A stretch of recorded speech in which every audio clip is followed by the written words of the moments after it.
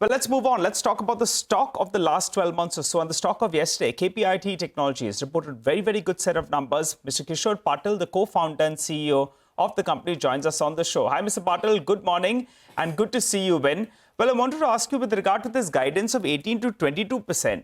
Are you being a little bit conservative? And I ask you this is because last year when we chatted at the start of the year, first you were talking about 27 to 30%. Then you went ahead, you tickled the street and you said we'll do 37%. But you ended up with closer to around 40%. So is this 18 to 22% being a little bit conservative? And also I wanted to ask you about these margin guidance of around 20.5%. You've taken into account the ESOP cost. I think it'll shave off close to around 100, 150 basis points. So this is X of that, right? Yes, yes. So I will answer both the questions. So good. I think we are happy first with the year which has gone by, which is very important because that's how we get into the next year. And if you look at the last quarter, we had pretty significant wins to 61 million.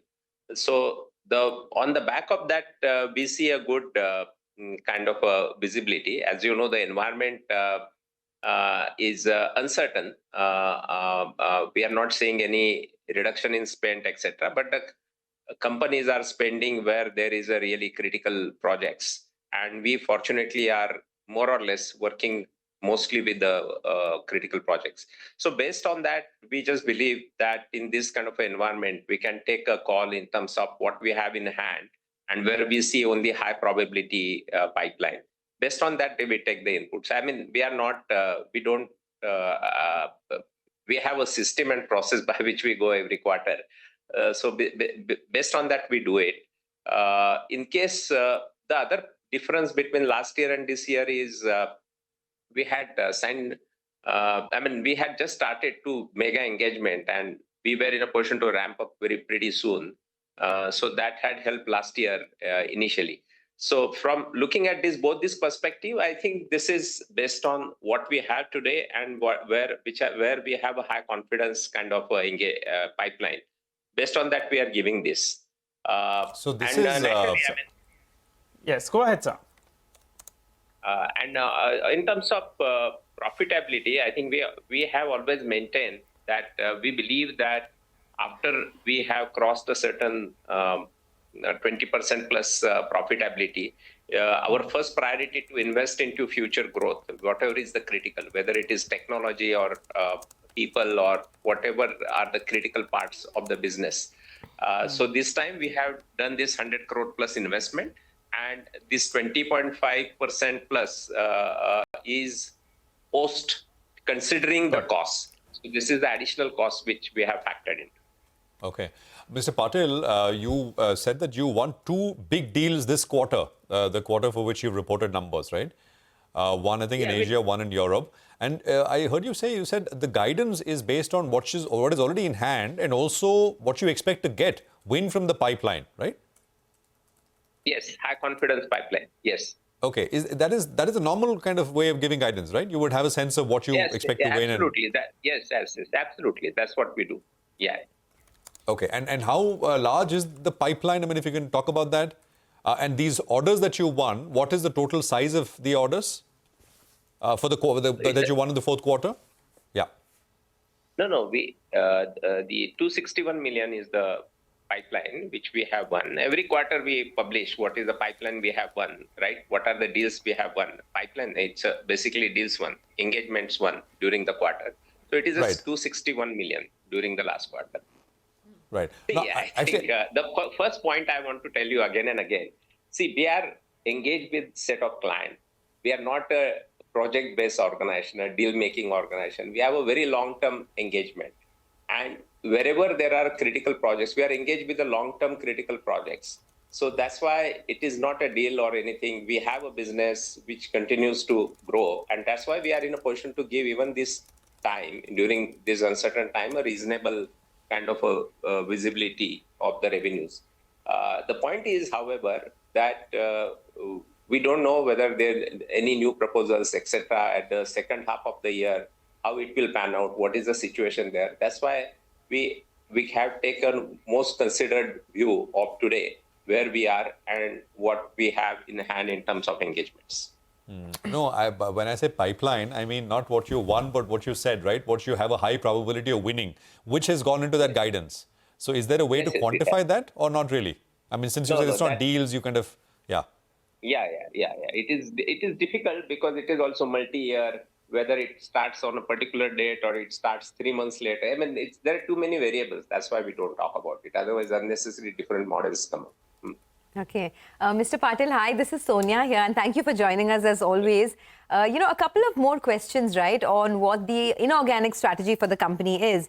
Do you have any big strategic bets that you're going to focus on in the next couple of years? You have about 850 crores of cash on your books. So any acquisitions that you're looking at?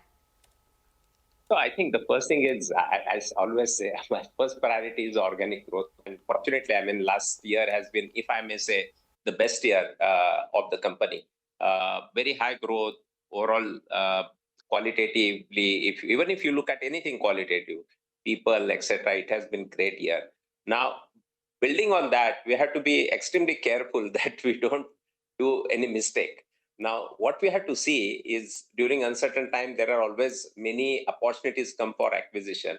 We will only look at the acquisitions which are in a technology area which is ahead of us. And there will be only a few niche areas that could be like that. And as and when it comes, we'll pick up, but these are unlikely to be very significant size. Okay, unlikely to be a significant size. So you have that milestone, right? I know we repeatedly ask you this question, but you have put that target of $1 billion of revenues, which is your aspirational target. By when do you think you can achieve that? And also, if you do a conservative 20% growth, you will get to $1 billion by FY27. Do you think that's a realistic timeline? Yeah, I mean, that's what we would like to go for. I mean, I cannot give a guidance, but that's exactly all my team works for. But we take every year, every quarter at a point of time. But certainly that is, it's not easy to continue to grow with this kind of a growth rate. But we see that as an opportunity for us looking at the spend, where we are positioned and what we see at least today. All right, Mr. Patil, but 1 billion will be when? Will it be in FY26 or will it be in FY27? I ask you this is because if you go by 20%, then it will be in FY27. But if you grow at 25%, which last year you surprised the street, this year you're saying 18 to 20% is a given. I don't know whether there's a possibility that you revise the guidance at some point of time. So $1 billion of revenues in FY26 is also a possibility? So what I would say is my goal is 2027. Internal, that's what looks possible, but we cannot guarantee anything. But that's what we are looking for. And naturally, we are not going to play to that, right? Whatever maximum growth we can do, we will do that.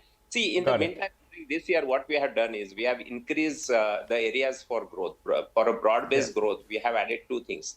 First is we are going to focus more on Asia, certain areas like India, China. That's what we want to expand. We see an opportunity and we want to get into India for sure. We have already started, and also China. The second part we would like to do is industrial farm equipment as a vertical, which is really not a separate vertical, but very adjacent to what we do. And we believe that will just in any uncertainty, we would like to have it a little more broad-based opportunity. Okay, just one more question, sir. Mr. Patil, when you've joined us in the past, you used to do 16, 17% margins and they've been gradually improving. Now you're guiding for 20.5%. But that's taking into account, a big spend on ESOPs, which will shave off maybe around 150 basis points from your margins. So whenever you get to that $1 billion target, which as of now is 2027, there are enough levers in place to take your margin to say 22, 23%. Would that be the goal as well? We can certainly go to 22% at $1 billion. I know that, but but internally the way we think and we work is anything beyond 20%. If there is something which can drive our growth for future and something imperative, we prioritize that. But to your point, we may be in a position to do that by that time. Yes. Mr. Patil, two more questions. One on net hiring, which has been a little sort of tepid this particular quarter. You've had many quarters of pretty strong hiring. Anything on that? No, I think there are two things. One is we had a little, if I have to say, we hired quite a bit in the last 2 quarters. And now the hiring will again start. As you know, we have to hire more freshers during this year. And as many other companies are not hiring, that's our opportunity to go and have a great talent. So I think that will start after June, July. So so that's where it will come. I'm sure that's what we will do during this year. We will continue to hire as much, if not more, than what we have done in the past. You know, and on electric vehicles, Mr. Patil, we've discussed this before as well.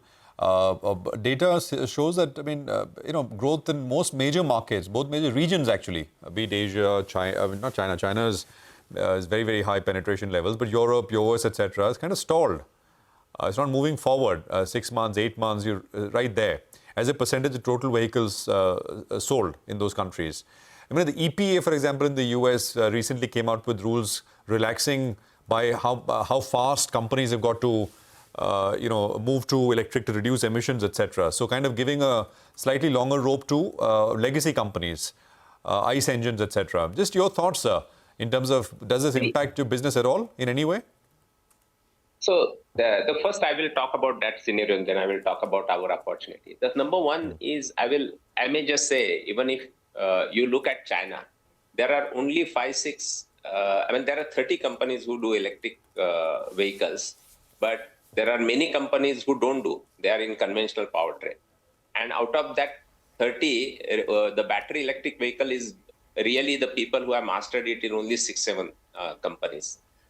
So the point is, the market is growing in certain markets, and people will have different kind of technologies which are required for different segments. So, for example, in China, the reason hybrids are more popular